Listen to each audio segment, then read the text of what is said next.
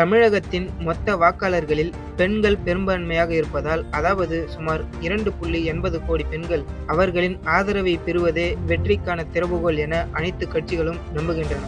முதலமைச்சர் மு.க.ஸ்டாலின் ஏற்கனவே சுமார் 1.31 கோடி பெண்களுக்கு பிப்ரவரி முதல் ஏப்ரல் வரையிலான முன்பணம் மற்றும் கோடைக்கால சிறப்பு நிதி என மொத்தம் 5000 ரூபாயை வங்கிக் கணக்கில் வரவு வைத்துள்ளார்.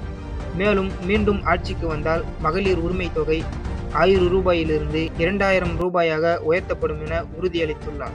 திமுகவின் அறிவிப்புக்கு பதிலடி கொடுக்கும் வகையில் அதிமுக ஆட்சிக்கு வந்தால் குலவிளக்கு திட்டத்தின் கீழ் பெண்களுக்கு மாதம் ரூபாய் 2000 வழங்கப்படும் என எடப்பாடி பழனிசாமி அறிவித்துள்ளார்.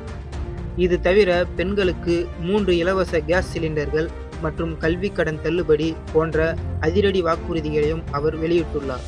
தேர்தல் தேதி விரைவில் அறிவிக்கப்பட வாய்ப்புள்ளதால் வரும் மார்ச் 8ஆம் தேதி சர்வதேச மகளிர் தினத்தன்று தமிழக அரசு சில சர்ப்ரைஸ் அறிவிப்புகளை வெளியிடக்கூடும் என அரசியல் வட்டாரங்கள் எதிர்பார்க்கின்றனர். மகளிர் சுய உதவி குழுக்களின் கடன் தள்ளுபடி அல்லது கூட்டுறவு வங்கி கடன் தொடர்பான முக்கிய அறிவிப்புகள் வெளியாகலாம்.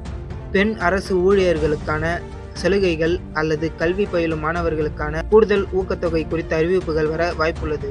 தமிழகத்தில் உள்ள 234 தொகுதிகளில் சுமார் 200க்கும் மேற்பட்ட தொகுதிகளில் பெண்களே வெற்றியாளராக தீர்மானிக்கும் சக்தியாக இருப்பதால் இந்த கட்சிகளின் ஜாக்பாட் அறிவிப்புகள் தேர்தல் முடிவுகளில் பெரிய மாற்றத்தை ஏற்படுத்தும் என தெரிகிறது.